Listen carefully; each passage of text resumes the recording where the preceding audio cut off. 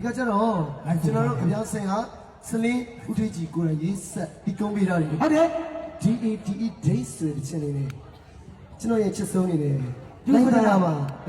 ဒိတ်နေဗျာဟိုးဒိတ်လည်းပဲမျိုးကြီးလေးလိုက်ဆုံးတော့ကျွမ်းကြီးလေး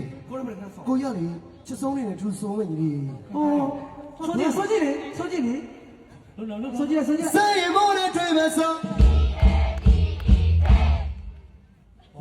ဒုက္ခပဲတော့ ဘာလို့ဝါနေရလဲမသိဘူးဟမ်ဒီလိုလည်းဝါနေတာတွေဝါနေတာစားကြတာဟုတ်လားဒီကတော့ပြောရတယ်အိမ်မနဲ့တင်နေတယ်ဟိုစားပြချင်တယ်နောက်မှစားလို့ပြောရတယ် ဒီကိုတင်လာကြပြီကွာမင်းကိုမဟုတ်ပါကျွန်တော်ပြောမယ်ကိုရှာနေရမင်းတွေ့ကြည့်မယ်မင်းကကိုအားဖြစ်စေပဲဒီတခုလေးတော့မစုံပေးနိုင်ဘူးဆိုဟုတ်ကဲ့ဇလန်းအစားပြီ အဲ့လိုပြောတာ အခုပြောခံနေတယ် တောက်ပြီလေပြောတော့ ကိုတော့ဘယ်တော့မှမတော့ဟုတ်တော့နဘောချီချီမကြောက်အောင်ပတ်စံရှာနေမင်းရောအစားတွေစားကိုဆိုပြီး